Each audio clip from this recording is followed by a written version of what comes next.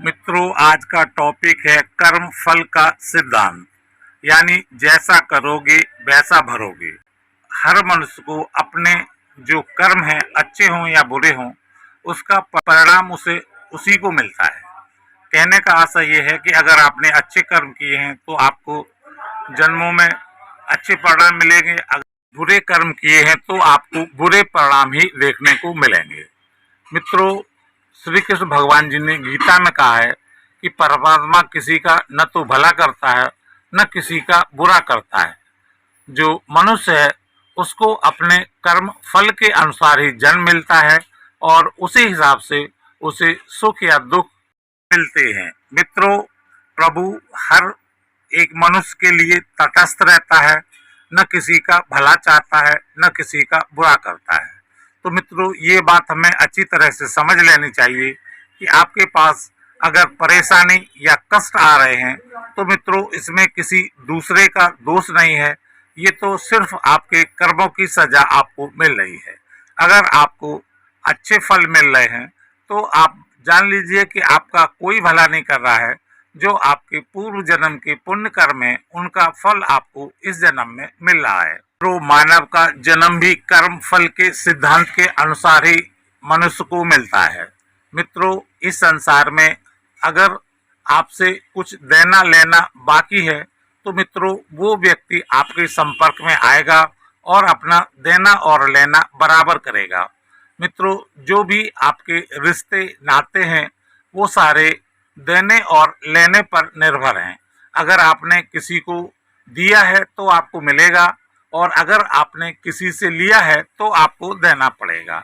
मित्रों, यह बिल्कुल सच्चाई है कि मानव कुछ नहीं करता है। जो उसके प्रारब्ध कर्म हैं वही उसे उसी हिसाब से काम करवाते हैं। आइए मित्रों, हम आपको इस विषय पर एक प्रसंग सुनाते हैं। मित्रों, एक दंपति थे, उनके यहाँ एक पुत्र का जन्म हुआ और मित्रों जब बच्चा 1 साल का था तो अचानक बच्चा खत्म हो गया। मित्रों, जब बच्चा खत्म हो गया तो दंपति बहुत व्याकुल हुए और बच्चे को लेकर अपने गुरुजी के पास गए और बोले कि हे गुरुदेव, इसे बस एक बार जिंदा कर दो। ये सिर्फ हमसे माँ और पिता बोल दे और हमारी जो संतुष्टि है वो पूरी हो जाएगी। गुरुदेव ने उस बच्चे को जीवित कर दिया।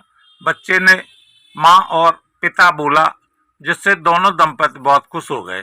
मित्रों, उसके बाद उस बच्चे ने बताया कि जो ये आज हमारी माँ है ये पिछले जन्म में हमारी सौतेली माँ थी और हमें बहुत मारती थी, बहुत पीटती थी और हमें अनेक तरह के दुख देती थी।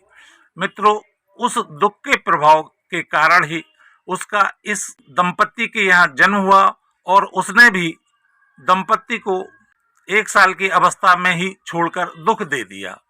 तो मित्रों, जो दुख है वो किसी दूसरे का नहीं होता है, ये आदमी का स्वयं का होता है। इसलिए हमें ये बात हमेशा याद ही रखनी चाहिए कि हमारे जो दुख दर्द या सुख हैं वो हमारे अपने ही देन है। इसमें किसी दूसरे का कोई हाथ नहीं होता है। इतना कहने के बाद जो 1 साल का बच्चा था वो खत्म हो गया। तो हमें जो दुख मिलते हैं ये भी हमारे पूर्व जन्म के जो कर्म है उन्हीं का फल है। मित्रों, आपने रामकृष्ण परमहंस जी का तो जरूर आपको विस्तृत ज्ञान होगा। मित्रों, वो एक उच्च कोटि के संत थे और माँ काली के उपासक थे। मित्रों, बताया जाता है कि मृत्यु से पहले उनको गले में कैंसर हो गया और मित्रों उनकी तबीयत अस्वस्थ रहने लगी।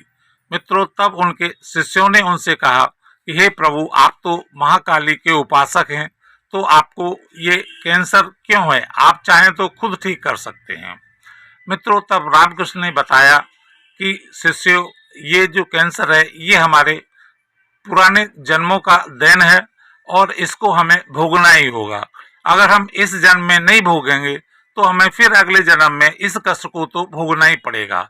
इससे अच्छा है कि हम आज ही इस कष्ट को भोग लें और हमेशा के लिए इस बंधन से मुक्त भी हो जाएं।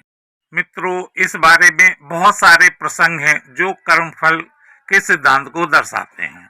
अतः मित्रों, हमें अपने इस जन्म में कोई कर्म ऐसा नहीं करना चाहिए जिसका हमें विपरीत फल मिले। यानी हमें न तो किसी को दुख देना है, न किसी को सताना है, न किसी को पाप कर्म में डालना है। मित्रों, जो जैसा कर रहा है उसको वैसा करने दो। अपने को तो सिर्फ अपने पर ध्यान देना है कि हमसे कोई पाप कर्म ऐसे न हो जाएं जिसकी सजा हमें अगले जन्मों में मिल सके। मित्रों, वीडियो अगर पसंद आया हो तो कमेंट में जय श्री राम लिखें। मित्रों, मिलते हैं अगले वीडियो में फिर एक नए विषय के साथ। तब तक के लिए मित्रों, सीताराम सीताराम।